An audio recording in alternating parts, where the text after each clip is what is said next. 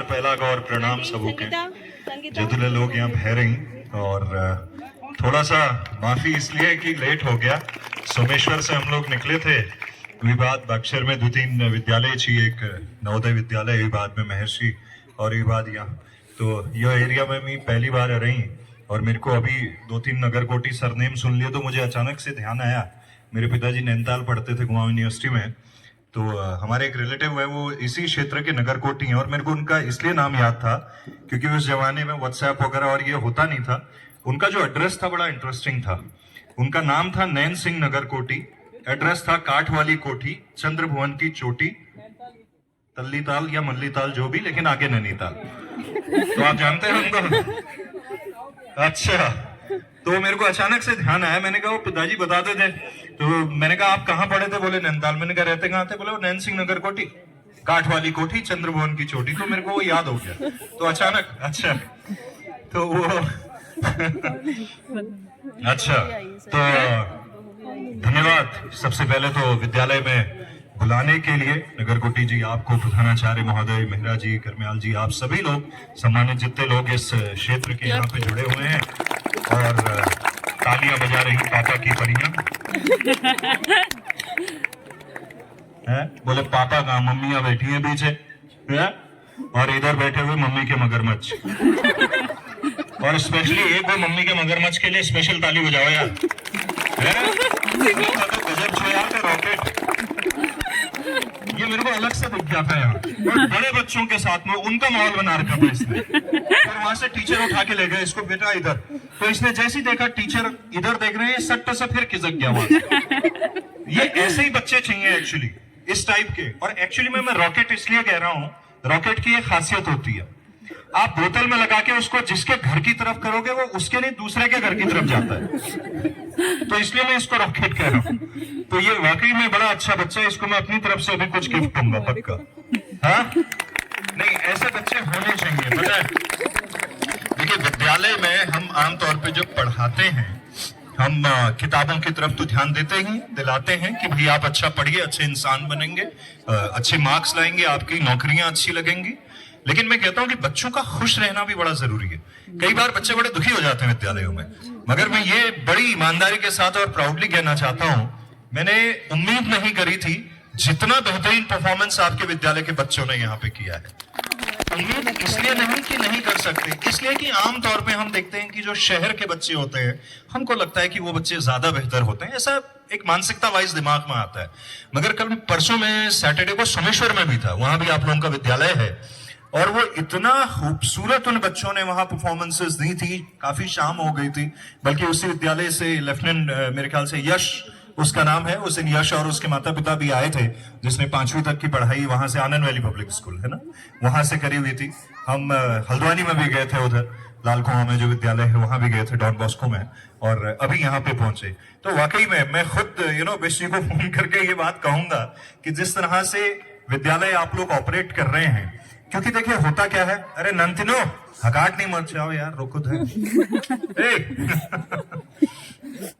तो होता क्या है, जब हम विद्यालय में पढ़ रहे होते हैं ना, हम विद्यालय सिर्फ इसलिए थोड़ी है कि नौकरियां लग जाएंगी, इसलिए थोड़ी है कि हमें कुछ रट्टा लग जाएगा कुछ सब्जेक्ट्स का।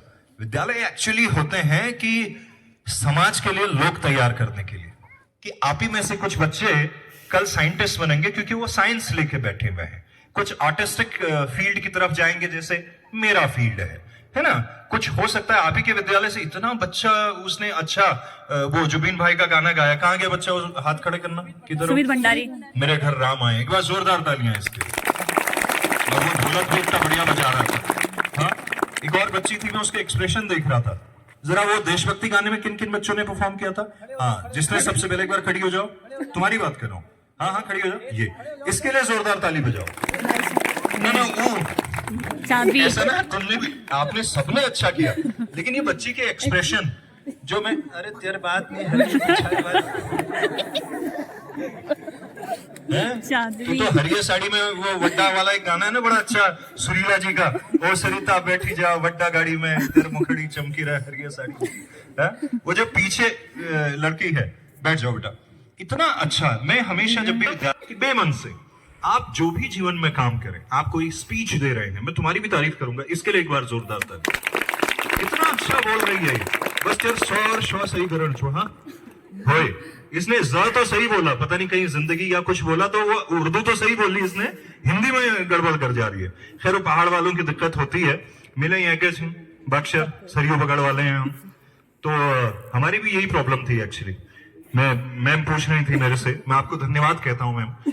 कई बार क्या होता है कि जीवन में जिन पदों पे आप जिस जगह पे हैं, प्रधानाचार्य महोदय जहां हैं, देखिए इंसान पद से बड़ा नहीं होता, वो दूसरों को किस भाव से देखता है उससे बड़ा होता है। मेरी पहली मुलाकात है मैम से, लेकिन मेरी उम्र क्या होगी, कम से कम मैं 20 साल छोटा हूंगा, लेकिन वो जिस भाव से मेरे बारे में कह रही थी, कई बार इंसान इससे भी बड़ा बन जाता है कि वो अपने छोटों को कैसा ट्रीट कर रहा है। तो मैं इसलिए आपको धन्यवाद कह रहा हूं। वो मेरे से पूछ रही थी कि तुम बागेश्वर से ही हो, मैंने कहा हाँ मैं यही बागेश्वर से हूँ। तो ऑब्वियसली फिर पढ़ाई की बात आती है, तो 5वीं तक मेरे फादर का भी ऐसी विद्यालय था उस वक्त पे, फिर 6ठी से 10वीं तक गुरुजी मैं विद्या मंदिर से पढ़ा हुआ हूँ, और वही विद्या मंदिर जहाँ लघु शंका और दीर्घ शंका जाते हैं, आजकल भी जाते हैं, आजकल अंग्रेजी में हो गया है। अच्छा, वो भी लघु शंका जाते हैं, अच्छा वही रहेगा। तो मैं हमेशा कहता हूँ, और पता है ये कमाल की बात, मैं कई बार देहरादून या दिल्ली में ऐसे बोलता था ना कि चलो यार लघु शंका करके आते हैं, वो मेरी पता नहीं जबान में वो आदत में, ऐसा थोड़ी कि मुझे रेस्ट रूम नहीं मालूम है या टॉयलेट नहीं बोल सकता मैं, लेकिन वो पता नहीं एक जबानी तौर पे, जहनी तौर पे वो हमेशा के लिए मेरे, वो कहते हैं ना, रजिस्टर हो गया दिमाग में कि मेरे मुंह से वो लघु शंका ही निकलती है हमेशा।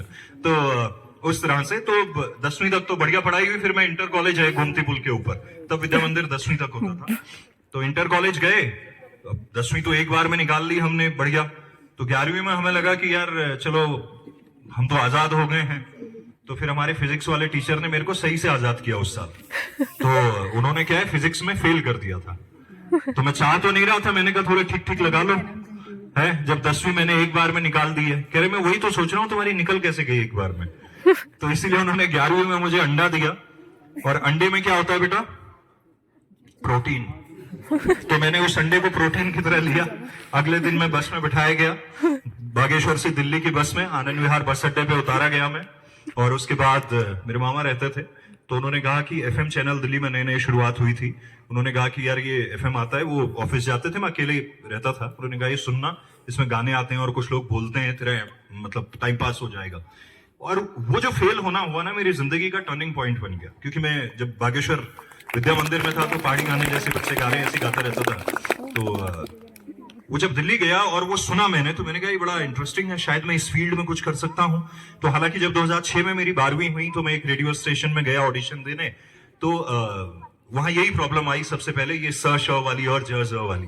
उन्होंने कहा बेटा कॉन्फिडेंस तो तुम में बहुत है, लेकिन तुम्हारे ना एक तो नुक्ते नहीं लगते, जिसको उर्दू में ये ज ज जो मैं कह रहा हूँ वो, और स श का बड़ा प्रॉब्लम था, तो उन्होंने कहा इसको ठीक करो, और वो ठीक करने में कम से कम 1.5 साल लग गए, और फिर 2008 में मेरे करियर की शुरुआत हुई।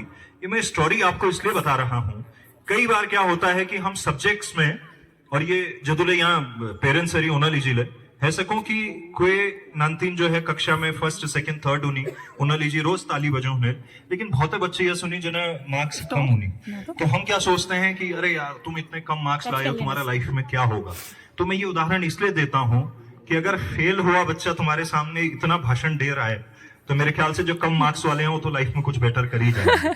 तो इसलिए आप अंकों से कभी जज मत कीजिए, और स्पेशली कक्षाओं में फेल होने और कम अंक लाने का मतलब ये नहीं कि आप जीवन में फेल हो चुके। कई उदाहरण हैं जिन्होंने कॉलेजेस को ड्रॉप आउट किया, जिन्होंने विद्यालयों को छोड़ा। मैं इसका मतलब ये नहीं कह रहा हूं कि आपको पढ़ना नहीं है, हो सकता है किसी का इंटरेस्ट किसी फील्ड में हो। मान लीजिए मेरा मीडिया कम्युनिकेशन या संगीत के क्षेत्र में था, अब मेरा टेस्ट लिया गया, फिजिक्स में फेल करके कह दिया तुम फेल हो गए। आप मेरा एक बार संगीत में टेस्ट ले लेते, क्या पता मैं अव्वल आ जाता, 2 तालियां मेरे लिए बच जाती।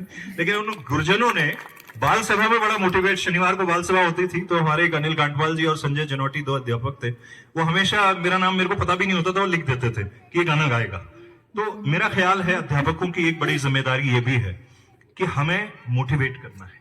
जैसे छोटा बच्चा डांस कर रहा है, यू नेवर नो कि कल को ये बच्चा इस हिंदुस्तान का सबसे अच्छा डांसर बन जाए।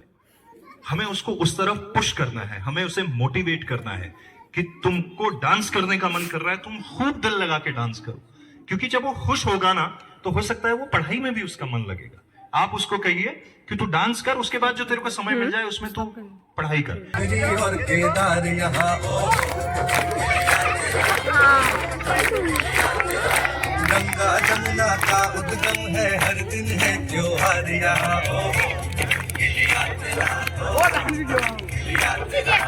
अलग बोलियां अलग देश और देश प्रेम प्रचंड केदार खंड से मानस खंड एक नंबर तू ही पकड़ लेता है यार कितना निकाल